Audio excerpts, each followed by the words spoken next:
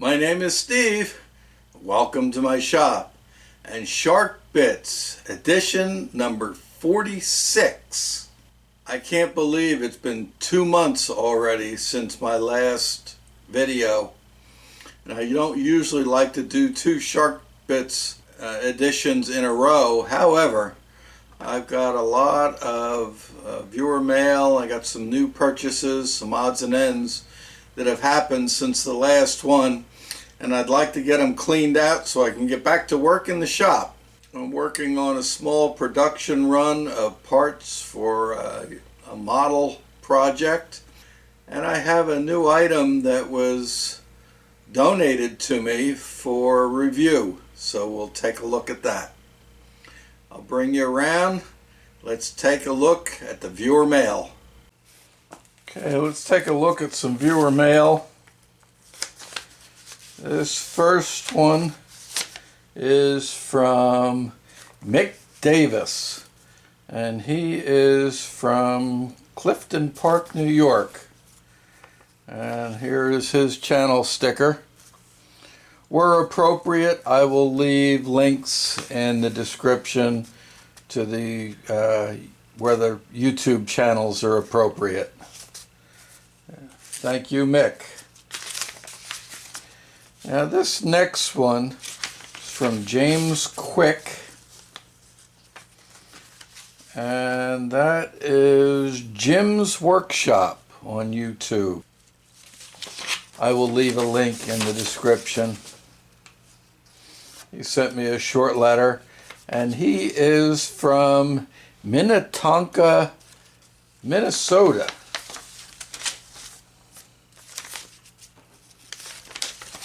Okay, this next one is actually a redo. This is from Don, and the stickers are Moose Hill Machine. I will double check. I don't think he has a YouTube channel, but I will check that, and if he does, it'll be in the description. But Don had sent me stickers prior, and I put them on the door of my chemical cabinet, and they didn't stick. I think I had some silicone or something like that on the door. I have since cleaned it, and the stickers are sticking a lot better now, and it had fallen off. And in my last Shark Bits episode, he wrote to me, he says, "Where's my sticker?" And so he sent me a replacement. I'm happy to put it back up on the door.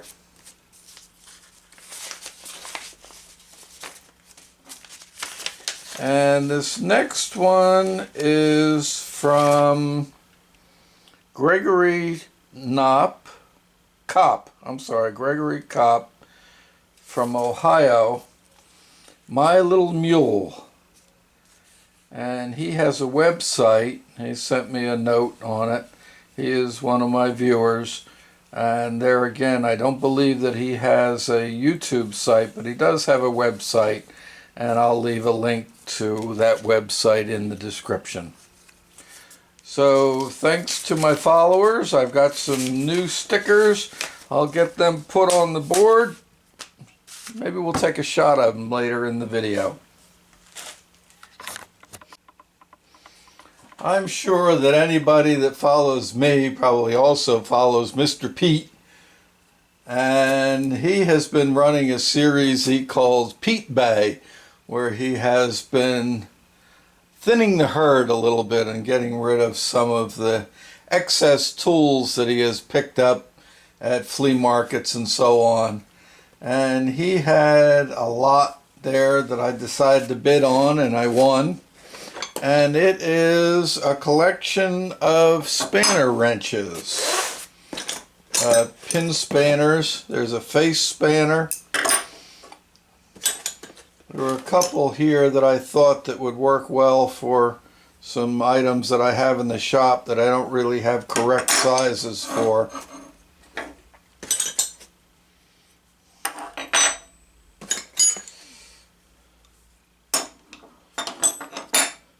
Actually, that's one that I think is going to be a good one for me.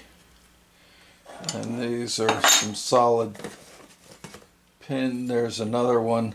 That one's had some damage to it, but it's actually a pretty good size, and I think I can reshape the pin a little bit, and that'll work perfect. So I will add these to my spanner collection. Thank you to Mr. Pete.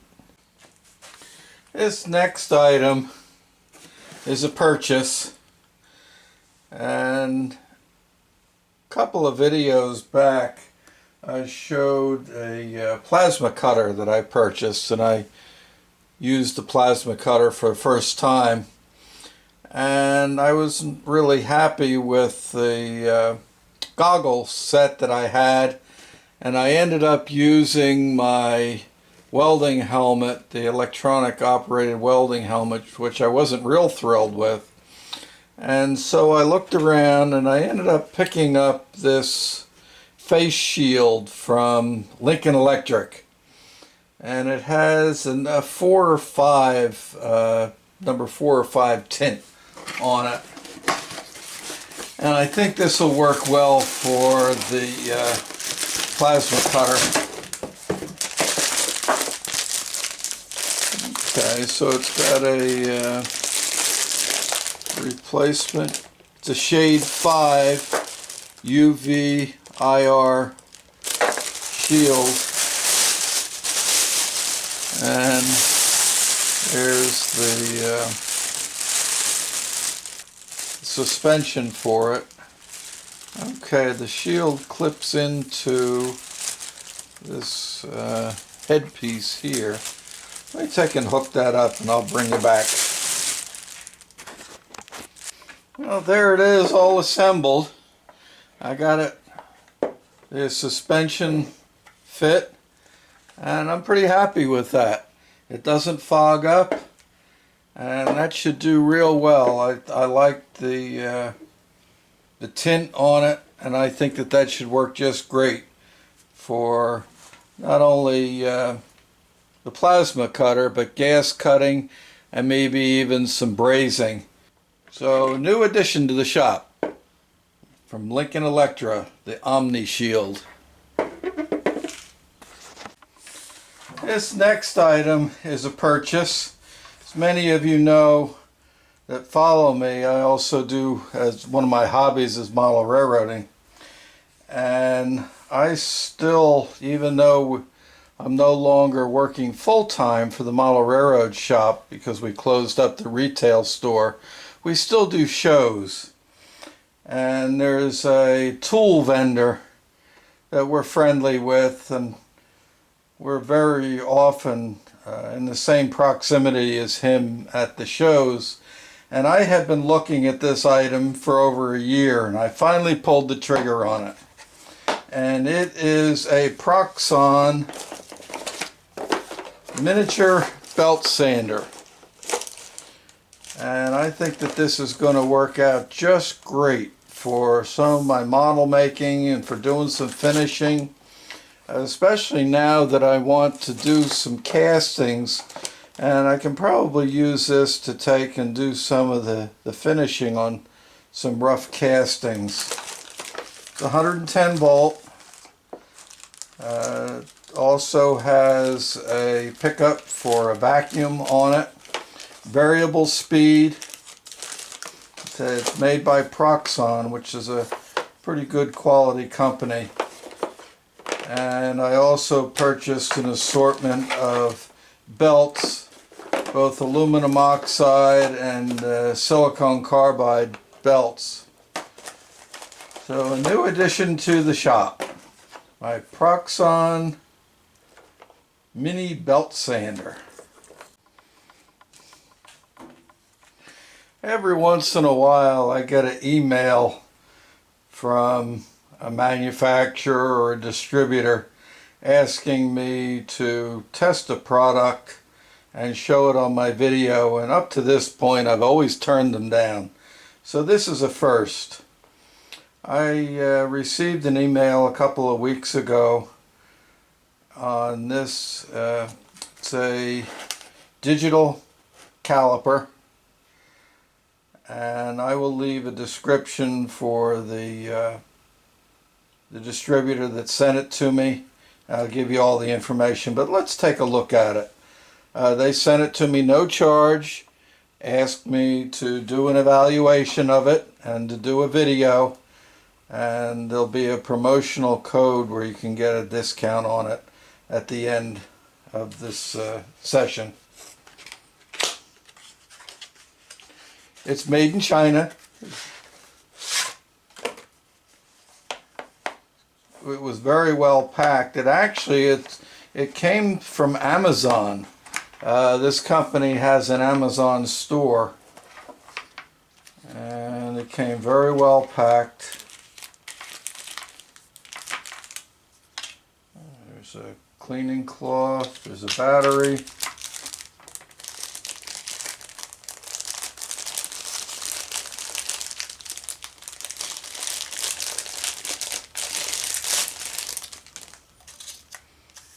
Has some rust paper in it.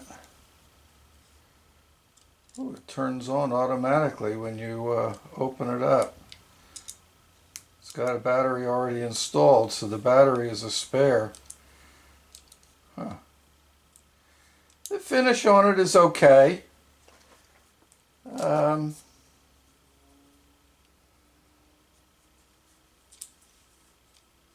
got a nice smooth feel to it.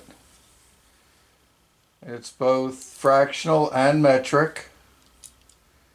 Let's zero it out, see if it comes back to zero. Keeps coming back to zero. So let's give it a try. And I'm going to compare it to two other calipers that I have. One of them is my dial Starrett caliper. I do like the manual ones. The batteries don't go dead in them. And the other one that we're going to test it against is my Schar's Ventor. And I'm not a huge fan of the digital calipers. I had one many years ago when I had my commercial shop, and it was a real battery hog. Now the new ones are much better, and most of them have automatic turn off features, so if you leave it laying on the bench on, it will turn off automatically, but not all of them do that. The main reason that I even have a digital caliper is because it's so easy to convert back and forth from fractional to metric on it.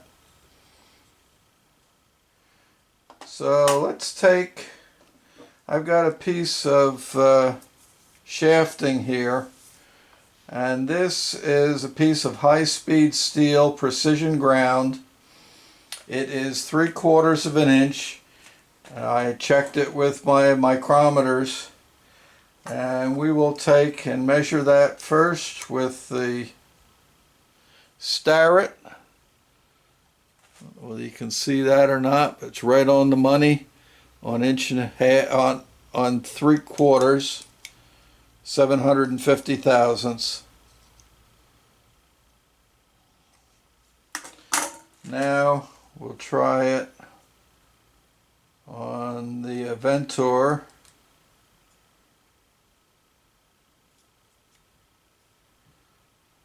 The feel on this is a little bit. There we go, 750. I hope you can see that. There it is, 750.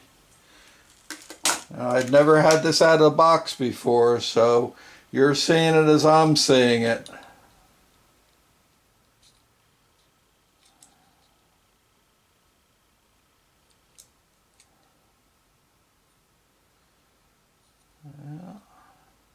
There we go, 750. It's right on the money. The feel of it is a little bit different.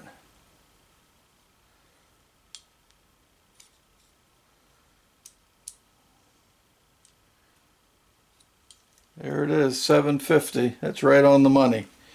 So let's try something a little bit different size. Here is a piece of 1.5 inch steel that I have. I don't know, it's just a piece that was in my scrap box. Nominal 1.5 inch. I did check it with my micrometer.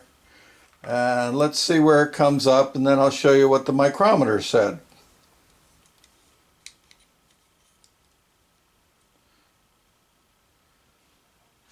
Can you see that? 1.499.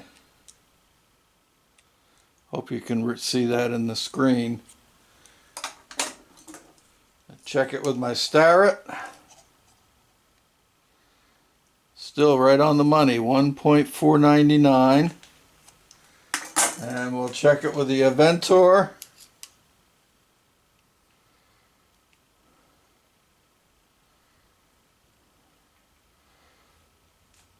Here we go, 1.499. I'll turn it around. I mic'd it with my 10th micrometer at 1.499. So let's try the inside diameter on this. I don't know what that is. I haven't measured it.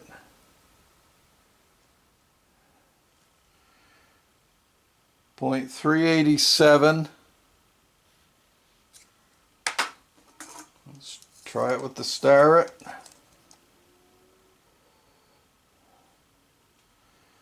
I'm actually showing about 389 on the Starrett. Let's try this one.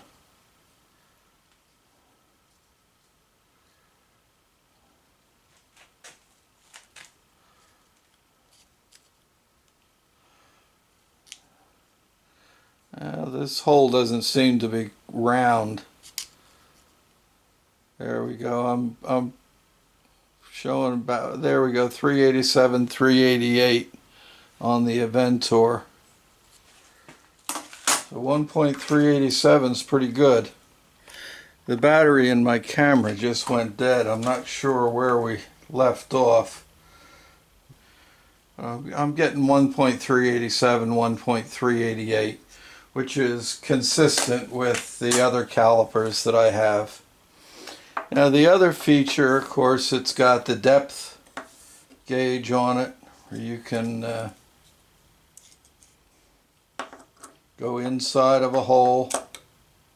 And then of course you can use this side also to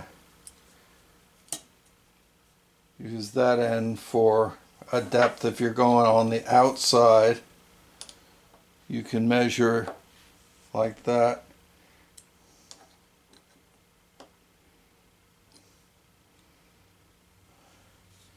So all in all, I'm pretty happy. It's very readable. Of course, at this point, I have no idea what the battery life is going to be. It's got an on-off switch, 0. We can go in inches and fractions. Let's see that. There's fractions. And then we can also go to metric. So just for the heck of it, let's go to 25.4. That's about as close as I'm going to get. 1 inch, 1 inch. It's very nice. It's got a lock on it. So the fit and finish is very nice. So it turns off immediately.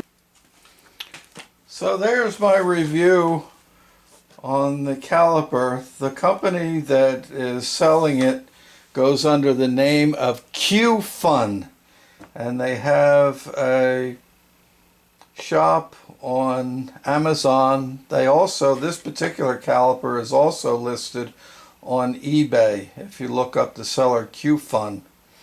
I have a promotional discount code. It's only good until May 30th, I just got it yesterday and I'm trying to get this video out right away. And it's good for an additional 20%. Now when the caliper comes up on the website, there are discount offerings which vary from time to time from 10 to 20%. And this 20% promotional discount is on top of the discount that's already there. So if you're interested, I will include a link to their Amazon page in the description of this video, along with the discount code. Well, this video has gone along about as long as I want it to. In addition to that, my battery's going dead. I got to get them on the charger. I hope you saw something that interested you. Keep in mind that I still am selling the precision ground flat stones. I have an Etsy store, which I'll have a link in the description for the Etsy store.